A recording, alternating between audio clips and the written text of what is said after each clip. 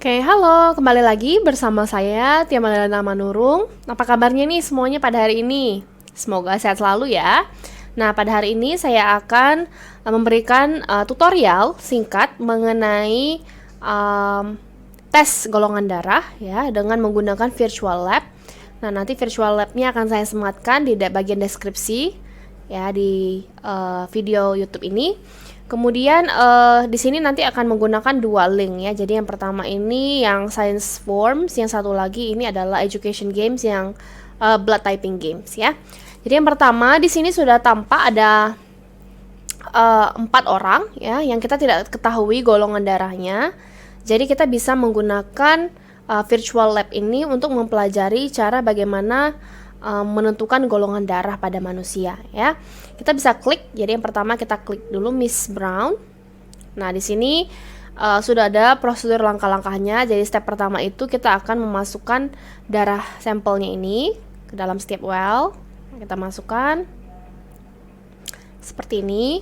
Kemudian step kedua kita akan memasukkan setiap solution atau cairan ini adalah serum ya, anti A di bagian yang sampel A, kemudian anti B, anti RH. Nah, kemudian yang ketiga, record reactions in your worksheet. Jadi kita akan melihat reaksinya nanti akan muncul di sini. Ya, kita lihat apakah terjadi penggumpalan atau tidak. Nah, di A ini tidak terjadi reaksi apa-apa atau tidak terjadi aglutinasi atau penggumpalan, begitu juga dengan B dan RH. Nah, kalau sudah kita klik finish. Nah, kemudian di sini kita bisa menentukan golongan darahnya. Ketika tidak terjadi reaksi, itu artinya tidak ada antigen A yang terdeteksi, tidak ada antigen B maupun antigen RH. Maka golongan darah dari Miss Brown ini harusnya adalah O negatif. Kita klik O negatif, klik OK. Nah, jawabannya benar ya. Jadi kita sudah berhasil menentukan golongan darah Miss Brown. Yang kedua, kita lakukan hal yang sama kepada Mr. Green. Ya, kita masukkan sampel darah seperti ini.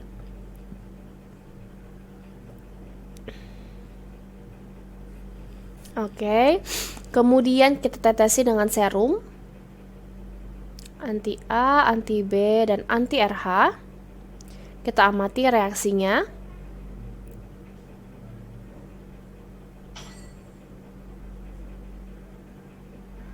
Nah, di sini terjadi aglutinasi ya atau penggumpalan, itu beda dengan yang tadi. Ini gambarnya menunjukkan terjadi reaksi ketiganya. Maka golongan darah yang tepat apabila ditemukan antigen A, antigen B maupun antigen RH adalah golongan darah AB positif ya. Nah, oke. Nah, jawabannya benar. Selanjutnya kita lakukan untuk Mr. Jones ya. Masukkan sampel darah.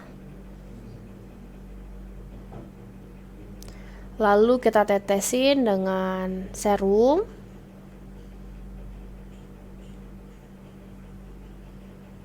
Oke. Kita lihat apakah terjadi reaksi atau tidak.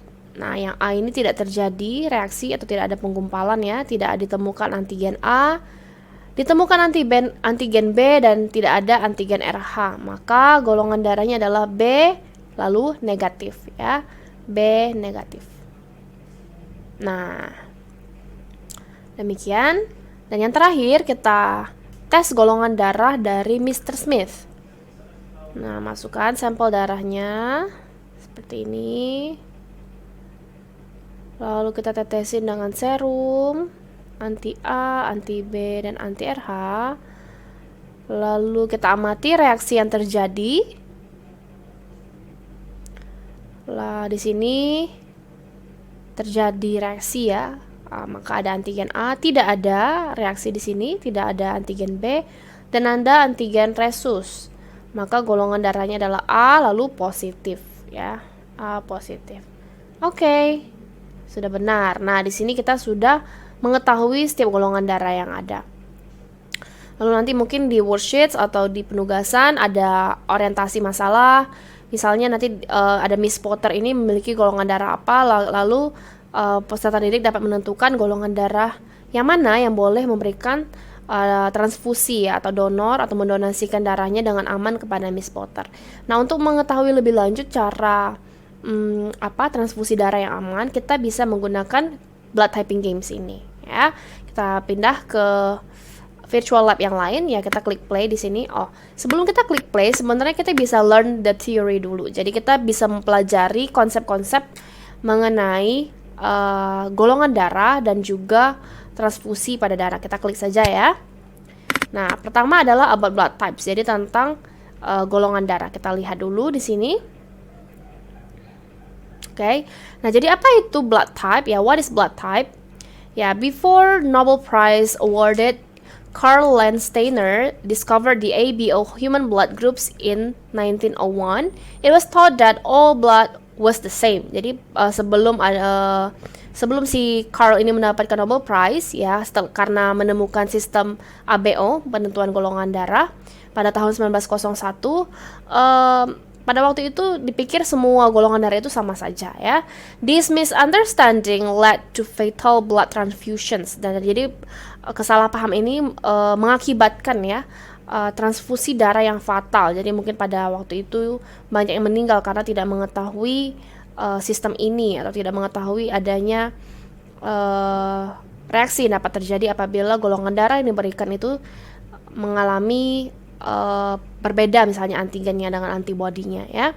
Later in 1940, Landsteiner was part of discovering another blood group, the Rh blood group system. Nah, kemudian pada tahun 1940, Landsteiner ini juga merupakan bagian yang menemukan penggolongan darah yang lain, yaitu lebih spesifiknya sistem RH atau sistem Rhesus ya.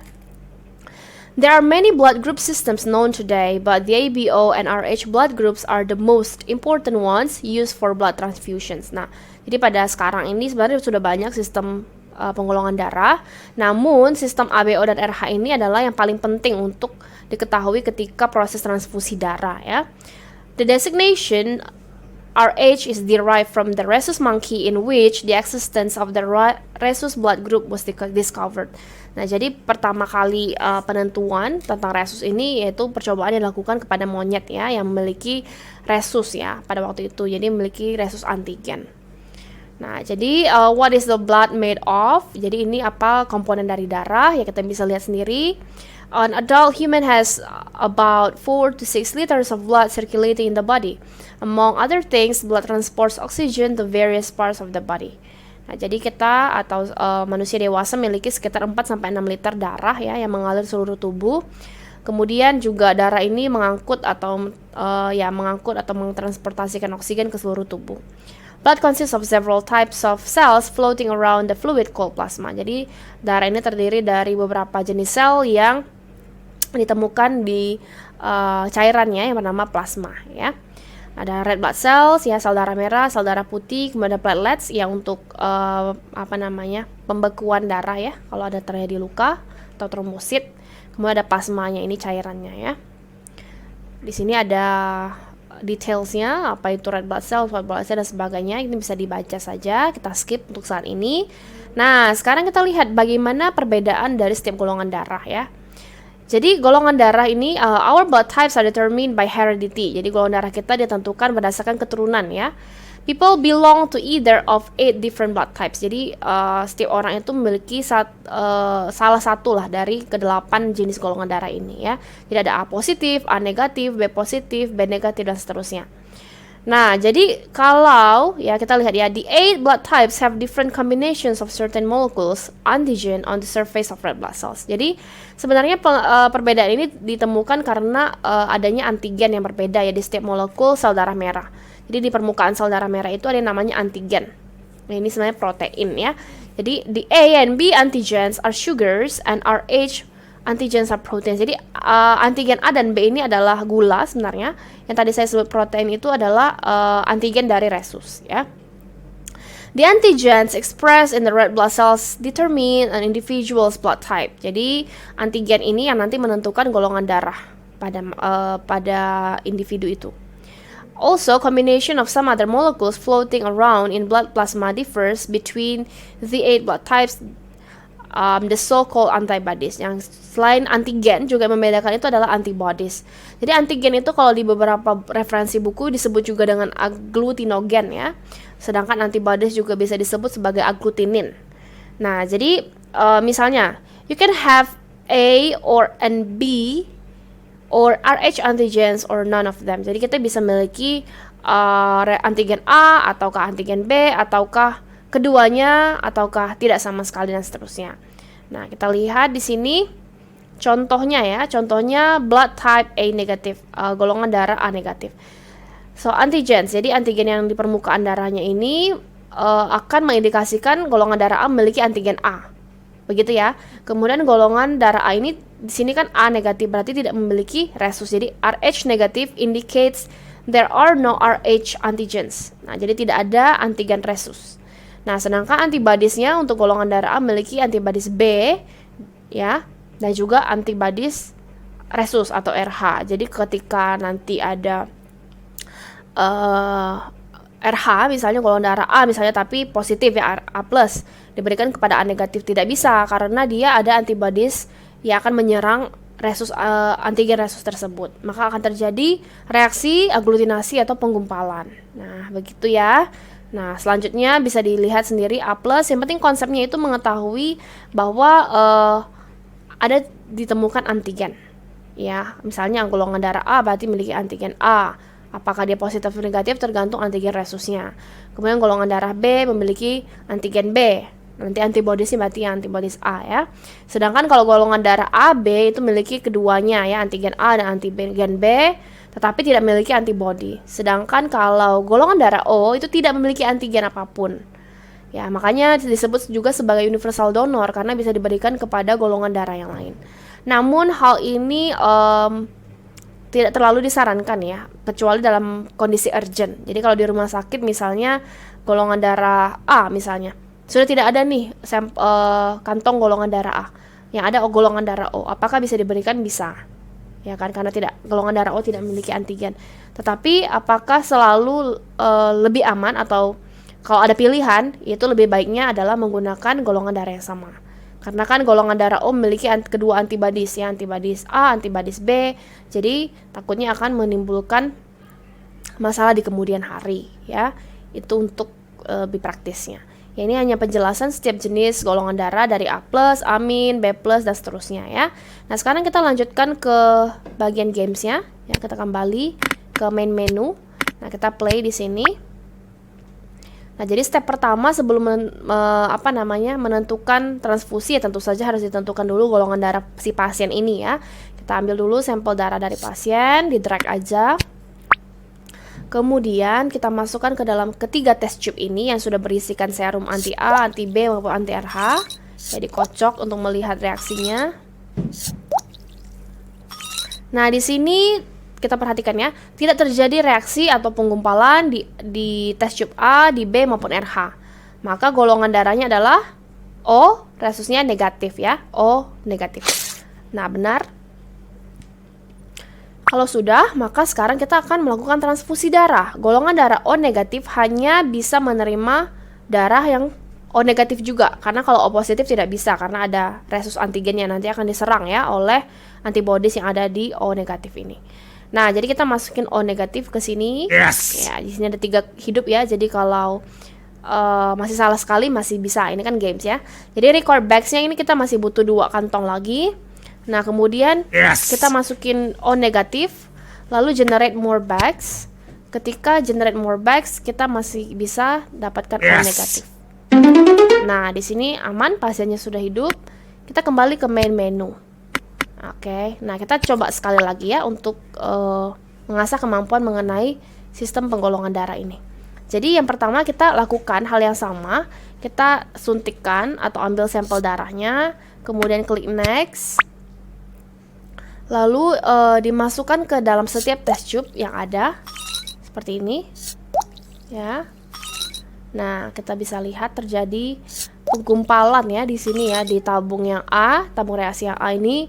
Ada reaksi, berarti ditemukan antigen A. Begitu juga di resus ditemukan antigen RH.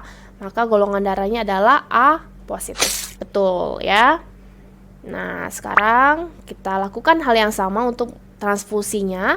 Karena dia A positif, maka dia bisa menerima darah dari A positif, A negatif juga bisa. Kemudian O, karena universal donor bisa O positif maupun O negatif ya. Jadi cukup banyak yang bisa nih, O negatif bisa. Yes. Kemudian O positif juga bisa. Yes. Nggak ada lagi ya, kita generate more bags. Kita lihat di sini pilihannya A negatif bisa ini.